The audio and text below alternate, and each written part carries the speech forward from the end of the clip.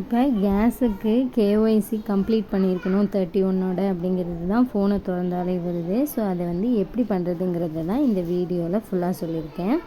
இப்போ நாங்கள் வந்து பாரத் கேஸ் வந்து யூஸ் பண்ணுறதுனால பாரத் கேஸ் போட்டு சர்ச் பண்ணும்போது ஹலோ பிபிசிஎல் ஃபார் பிஸ்னஸ் அப்படிங்கிற பாரத் கேஸோட அஃபிஷியல் ஆப் வரும்.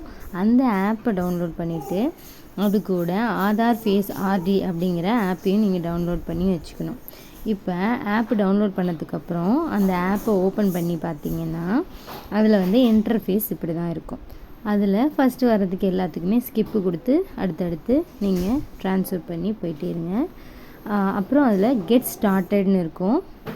கெட் ஸ்டார்டடை ப்ரெஸ் பண்ணிவிட்டு உங்களோட ரிஜிஸ்டர்டு மொபைல் நம்பர் எதுவோ அந்த மொபைல் நம்பரை கொடுத்தீங்கன்னா அதில் ஓடிபி வரும். அந்த ஓடிபியை கொடுத்து நம்ம வந்து கண்டினியூ பண்ணிக்கணும். இப்போ கீழே வந்து நிறைய இந்த ப்ரைவசி டேர்ம்ஸ் அண்ட் பாலிசி கண்டிஷன்ஸை வந்து அக்செப்ட் பண்ணிக்கிறீங்களான்னு வரும்.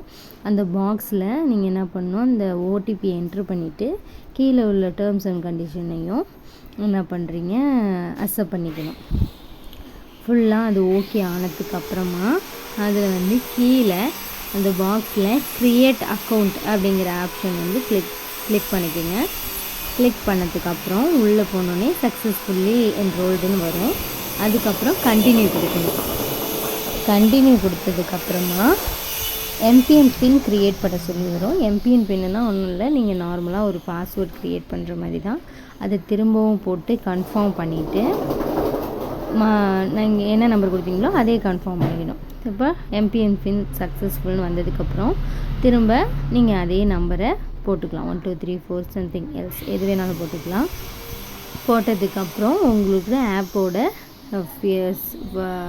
டேஷ்போர்டு வந்துடும். அதில் உடனே நீங்கள் ஆப்பை ஓப்பன் பண்ணிவிட்டு கீழே ஆடு வரும். அதனால் ஒன்றும் வரலன்னு நினச்சிக்காதீங்க. மேலே பாரத் கேஸை டச் பண்ணிட்டு உங்களுக்கு என்ன லாங்குவேஜ் வேணுமோ அந்த லாங்குவேஜை சப்மிட் பண்ணதுக்கப்புறமா இகேஒய்சி கம்ப்ளீட் பண்ணலை அப்படிங்கிறது வரும். இல்லைனா எப்போ பண்ணீங்க அப்படிங்கிறதோட வந்துடும். ப்ரொசீட் கொடுத்தீங்கன்னா நீங்கள் ஆதார் ஃபேஸ் ஆர்டி ஓப்பன் பண்ணியிருந்தீங்களே அதுக்குள்ளே போயிடும்.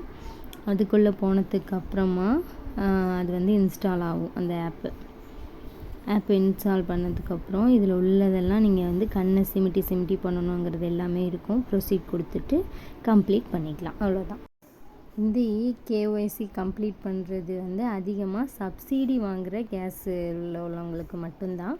எல்லோரும் இந்த கேஒய்சி கம்ப்ளீட் பண்ணணும்னு இல்லை. அதனால் அதில் உள்ளவங்க மட்டும் பண்ணினா போதும்.